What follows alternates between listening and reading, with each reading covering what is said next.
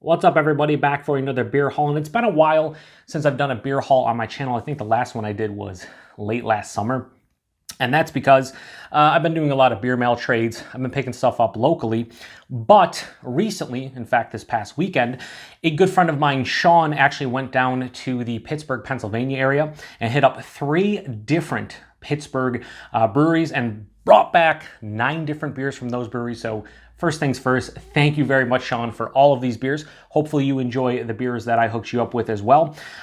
So the 3 breweries he hit up were the Hitchhiker Brewing Company, Grist Brewing Company, and Dancing Gnome. He picked up 2 from Hitchhiker, 3 from Dancing Gnome, and 4 from Grist House. Now, most of these are hop-forward beers, pale ales, IPAs, double IPAs. There are a couple sours, a sour IPA, and a Goza. But for the most part, this is all hazy goodness.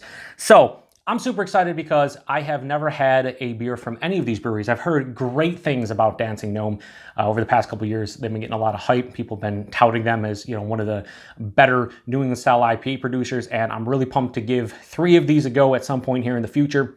I've also heard good things about Hitchhiker and Grist House, and yeah, it's just, I'm super excited. So let's go over the beers real quick. I'm not going to talk too much about them because I'm going to review them at some point. But we'll start with Hitchhiker. 2 beers from Hitchhiker.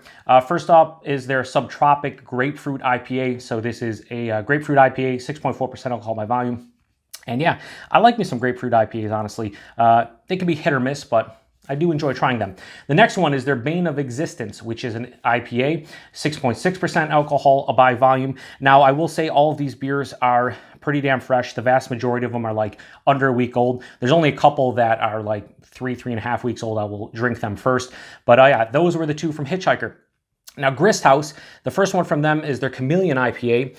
And this is New England style IPA. Does it have the ABV on here? I do. Oh, 6.7% alcohol by volume, so that's cool. I really like that label. The next one is their Double Edge Sword, which is a double IPA, 8% alcohol by volume. So a double IPA there. I really like Grist House's labels for some reason. I think they're cool. They kind of pop. I usually don't talk too much about labels on my channel, but I don't know, something about that. Their labels do it for me. The next one is their Tropical, they call it a SIPA, or SIPA, which is a sour IPA, 7% alcohol by volume.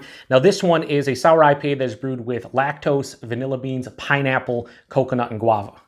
Yeah, that's a lot of adjuncts, there's a lot of fruits, and potentially a lot of deliciousness in that can. And last from Grist House is their Gots to Goza. It's a guava goza with Himalayan sea salt and guava. Comes in at 4.5% alcohol by volume. So you guys know I like my fruited sours, my fruited gozas. That should be fun to try. So the star of the show, Dancing Gnome, 3 beers from them.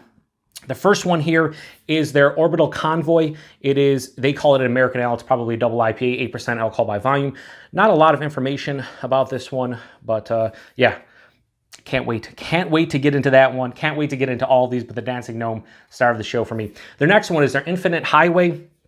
This is 8% alcohol by volume. I'd imagine another double IPA. The thing about it is they don't have a lot of information. Like so many of these breweries nowadays, they just don't put a lot on the label. It's just like, here's the ABV, which is good. Not a lot of breweries always put the ABV on there, but you don't know a lot about them. And last but not least is their Pharmacon, which is an American Ale at 5.2% alcohol by volume. I'd imagine American Pale Ale.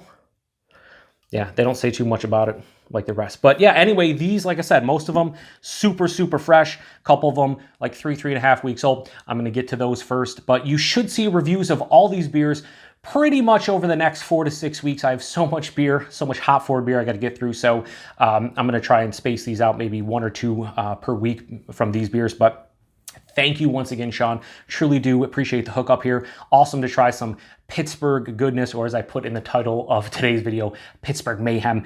This should be a lot of fun. Cannot wait to crack these open. So be on the lookout for reviews here in the near future. Appreciate everybody stopping by for another beer haul. Until the next one, cheers.